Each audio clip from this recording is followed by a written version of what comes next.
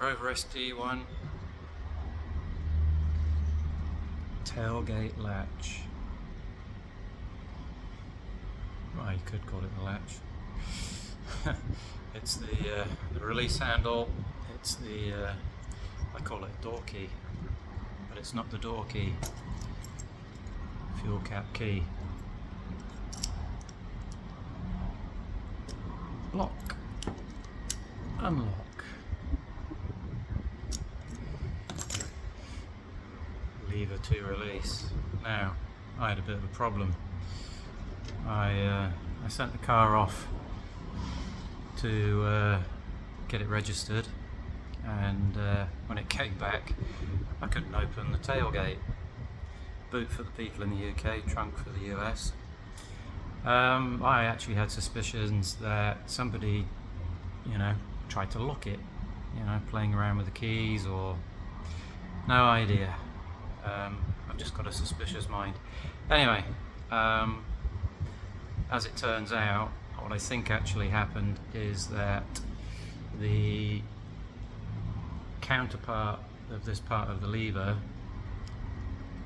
I found it broken off. Now the thing can operate because it's got, there's another one on this side in here. Okay, it's all part of the same mechanism. It's that kind of metal that just breaks. There's no real fix for it other than to buy another lever, though I can't really imagine trying to get this pin out, separate all of this shaft, and then fit another one. That to me seems difficult. I will go looking for a second-hand one. So meanwhile, I thought I would just investigate. The lock wasn't working very well, so it needed inspection. I started taking it apart. So first thing was here. That's very likely Imperial because it's somewhere between 8mm and 9mm. 9mm works. So you undo that one, take out the bolts, only a short bolt, it's got a washer. Keep your fingers sort of clamped over here when you do it. That will help a lot because there is a spring in here and a little ball on top of that spring. So that's the one that locks it in position for current position unlocked, or the ball will be, where will the ball be? The ball will be in this one when locked. What does locking do? Simple really. You see the castellation in this mechanism here. It pulls it all this way so that when you pull the lever, it does not actuate this one. Yeah, this will turn, this will not turn. This is the bit that you want to nudge the latch. So, keep your finger on there, undo the bolt, take off this fork, slowly release this plate. It has a fork that goes over here, so here is a fork, and then as you lift that up, the ball will reveal itself. So be very careful. It's not going to be very easy to find on your workshop floor or in your driveway. The ball was a bit corroded. I happen to have a handy bottle cap from last night's beer, so I put some, what did I put in there?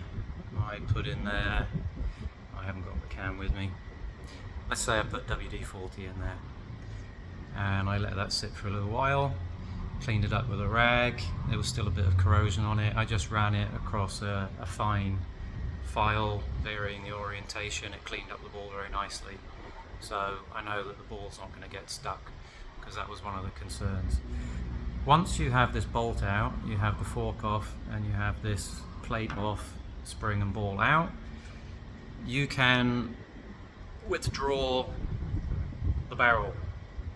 Now what I did was I stuck the key in there and pulled it all out as in one piece. When I inspected the barrel, I found that there was wear. So you put the key in, but all of the pieces in the barrel didn't line up very nicely. They weren't flush, they were poking out a bit. I tickled those with a file. Yes, I could get a new key. I'm sure the barrel, isn't the problem. The key, for some reason, is very worn. Although, considering it's only really used for this and for the glove box or glove boxes and the fuel cap, why it's worn, I don't know. Anyway, tickled it all up, lubed it, put it back in. I cleaned up all this mechanism here, lubed it. That's all nice and clean now. I've confirmed that it operates nicely, everything slides, so that's good. You can confirm that when you've got this fork off and everything off. You can just move it backwards and forwards. Just make sure that this is the shaft that needs to be clean. That's the one that's going backwards and forwards. I decided to put the epoxy on there. I think that's really what it was. I think when there's only one arm of the lever, it's struggling to move this one. I will see if I can adjust the latch a bit, make it a bit closer to this so that it releases easier. I haven't had any trouble up until now. I was actually quite surprised.